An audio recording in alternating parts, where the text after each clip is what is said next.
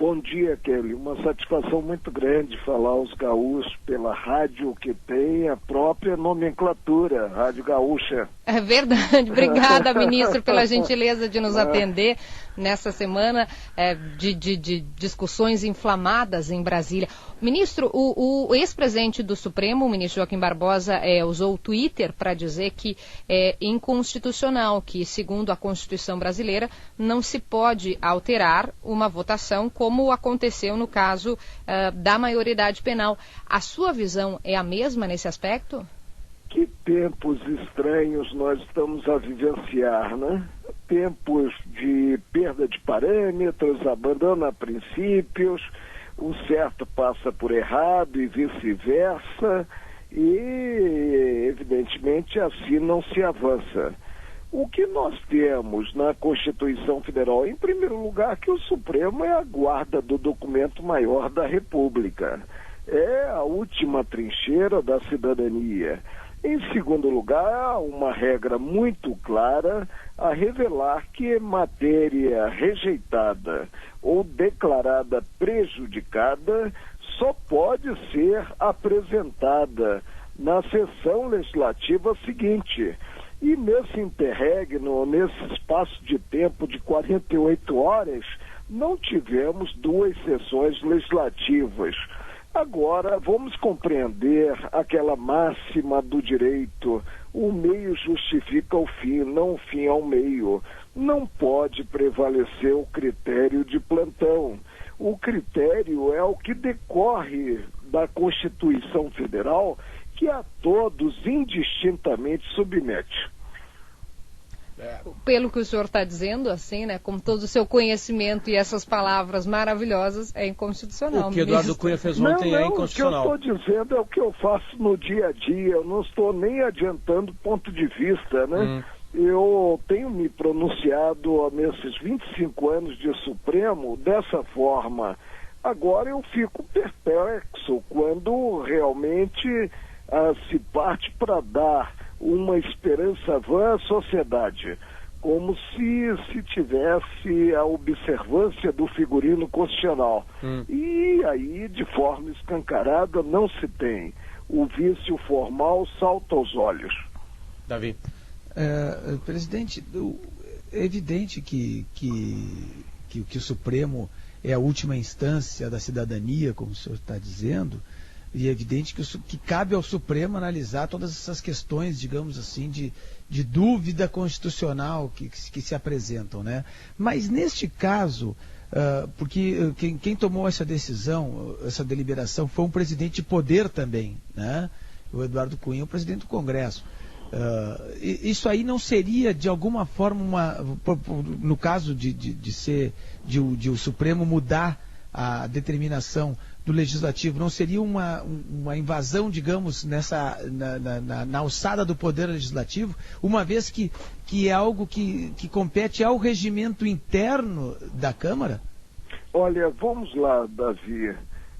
Evidentemente, a Câmara tem um regimento interno, mas acima do regimento interno da Câmara está a Constituição Federal. E a Constituição Federal, ela tem eficácia, ela tem concretude. E o guarda-maior da Constituição Federal, e eu diria que ainda bem existe o Supremo, é o Supremo Tribunal Federal. Não, nós teremos, no caso, e eu estou apenas repetindo o que eu faço nesses 25 anos, nós teremos apenas, no caso, o funcionamento das instituições. Os poderes são harmônicos e independentes. Não há essa supremacia da Câmara, considerado o regimento, muito menos o regimento interno, de forma isolada. A nossa Constituição Federal, ela está no ápice da pirâmide das normas jurídicas e ela precisa ser respeitada por todos. Eu vou novamente dizer: não se avança mediante atropelos. Não se avança adiante atropelos. O senhor acompanhou ontem a votação? Fez questão de acompanhar? Botou na TV Câmara? Abriu um vinho ou não? Porque eu estou sufocado aqui em um dia de férias, né? Estou sufocado pelos processos. sentado aqui no escritório, né, liberando medidas de urgência e, portanto, não tive tempo. Senão eu acompanharia, até para presenciar, né, o que está havendo, quais são os critérios adotados por essa casa, que merece respeito, mas que não pode, evidentemente, esquecer que também deve cumprir a Constituição. Qual é a sua opinião sobre a diminuição da maioridade penal? Olha, eu já disse que não se pode dar uma esperança vã à sociedade. Nós não teremos melhores dias reduzindo a maioridade. O que nós precisamos é perceber as causas da delinquência. Eu repito sempre que nos últimos anos, nos últimos 40 anos, nós tivemos um crescimento demográfico desenfreado. Não houve o controle da natalidade. E se nos reportarmos à década de 70, nós vamos nos lembrar daquele chavão da Copa do Mundo, 90 milhões de brasileiros em ação. Hoje nós somos cerca de 205 milhões. Em 40 anos houve um acréscimo populacional de almas, portanto, de 140%. Indaga-se saúde, habitação, transporte, segurança pública, mercado de trabalho considerado a oferta de empregos. Cresceram dessa forma, nessa percentagem, nesse diapasão, a resposta é negativa. Então o sistema não pode fechar.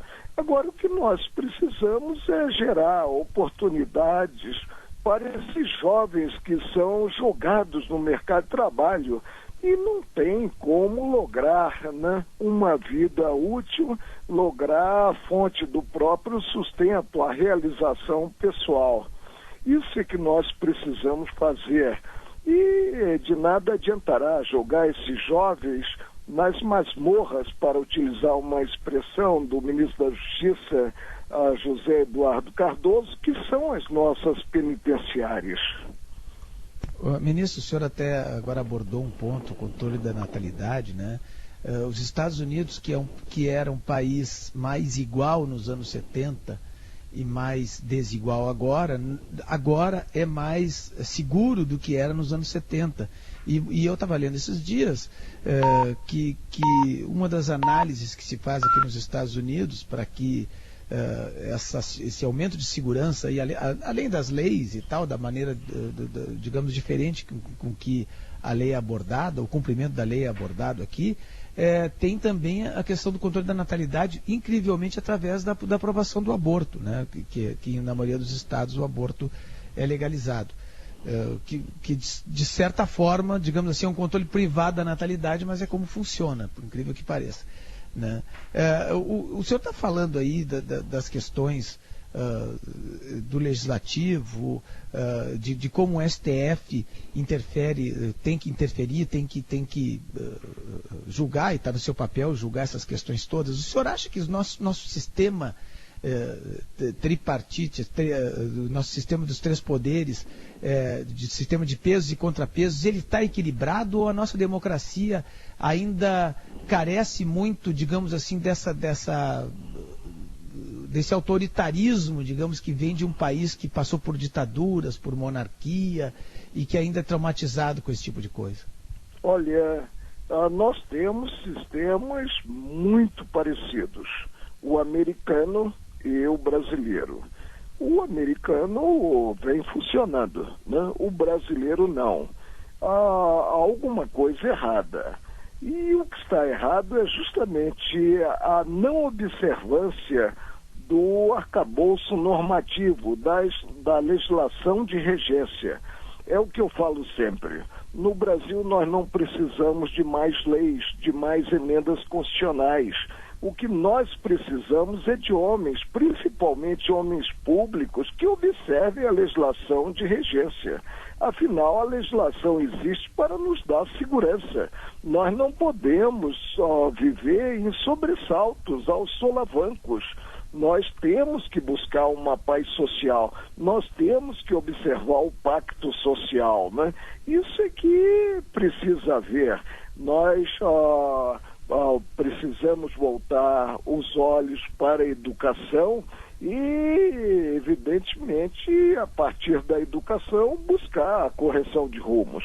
Ministro, para a gente se encaminhar agora aqui, faz de conta que nós 4 estamos agora na praia. Uma praia agora. No Rio, lá de onde o ministro é, aquela delícia, Rio de Janeiro. Estamos ali conversando. Aqui falta Brasília, justamente isso. Nós estamos aí todos E também o Maracanã. Porque verdade. temos pouquíssimos jogos aqui no grande estádio que foi concluído. Né? Eu estava no Supremo Tribunal Federal cobrindo quando tocou um celular com o hino do Flamengo. E todo mundo ficou se olhando e a ministra Rosa Weber estava proferindo seu voto, não vou lembrar qual matéria, e tocou um celular com o hino do Flamengo. De quem era esse celular? Olha, pois é, e nessa hora nós temos até dificuldade para desligar o celular, né? Era do ministro Marco Aurélio. Confuso, né? Agora é realmente algo que me entusiasma. E hoje eu estou até mais alegre porque vencemos ontem, né? De 1-0, mas vencemos. Ministro, vocês ficam acompanhando, obviamente, os jornais, os telejornais, as rádios do Brasil, e ficam vendo todas essas movimentações, principalmente essas últimas movimentações que a Polícia Federal Brasileira está fazendo. Hoje teve mais uma fase, por exemplo, de uma das operações que é a Lava Jato. Vocês do Supremo ficam lendo assim, rangendo os dentes, esfregando as mãos, loucos que apareçam políticos para vocês sentarem ali e começarem os seus votos e tentar fazer alguma coisa para melhorar a classe política brasileira? Não, é justamente o contrário. Nós torcemos, né, acreditando no melhor, que não haja o envolvimento de políticos. Mesmo porque, havendo, nós teremos mais trabalho. É verdade, e vai ter trabalho. Ministro Marco Aurélio. Sem dúvida, mas atuamos com leveza, né, com espírito, a partir da ciência e da consciência possuídas e nada mais. Não ocupamos cadeiras voltadas às relações públicas. Isso é que precisa ser percebido. E, por vezes, o Supremo é contra-majoritário. Ele tem que adotar a posição que contraria até mesmo, né, a grande maioria da população. O senhor disse no começo da entrevista que a manobra do presidente da Câmara, Eduardo Cunha, foi uma manobra que não condiz com as regras. O senhor acha que o Eduardo Cunha teve a ajuda dos advogados do Fluminense? Olha, eu fico assustado quando surge assim no cenário nacional alguém que quer consertar o Brasil com S, com C, sem observar as regras estabelecidas. Fico muito assustado. Tá certo. Ministro Marco Aurélio, obrigado pelo papo com a gente aqui. Bom dia de descanso. Boas Obrigada, férias. ministro. Sempre à disposição da Gaúcha e é uma honra muito grande falar esse povo tão assim dedicado que é o povo gaúcho. Obrigado. Muito obrigada.